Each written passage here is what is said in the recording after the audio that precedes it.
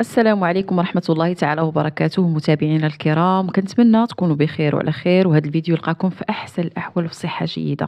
من جديد التيك توكر خديجة عبر حسابها على الانستغرام وكتعبر على الخوف ديالها من أنها تفقد هشام، وكتقول دعواتكم الأعمار بيد الله. خديجة كتقول والخوت كتسولوا فينا كيطلعوا لي الميساجات ديالكم الخوت، اش غنقول لكم؟ ما عرفت حتى اشنو نكتب باش نوصف لكم باش كنحس. يا الخوت قلبي كيتحرق هاد الايام، عمري ما ظنيت ندوز منها، ولكن ربي كبير الحمد لله على كل حال.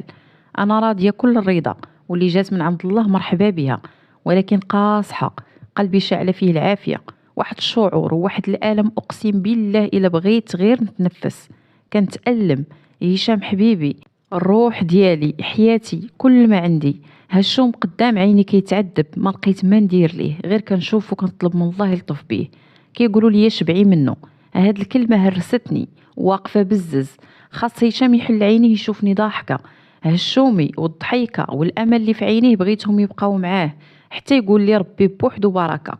ولكن أنا يا خوتي قلبي تهرس، أنا كل ما بقيتش.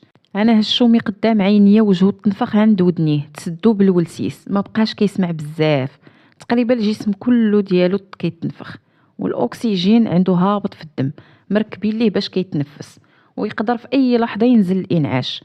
هالشومي تعذب وتمحن وتكرفس بزاف، والحمد لله على كل حال. والله لا الحمد لله. غير هاد الاحساس قاتل. صافي انا ما بغيت والو من الدنيا، لا احلام لا حتى حاجه. الا ربي بغيت حاجه وحده يطول ليا في عمر الزوج ديالي والسند ديالي في الدنيا، اللي فاش تعرفت عليه خلاني نشوف الحياه زوينه بزاف. من نهار عرفته حياتي زوينه بزاف، واخا هاد 4 سنين ديال المرض ولكن كلها لحظات زوينه.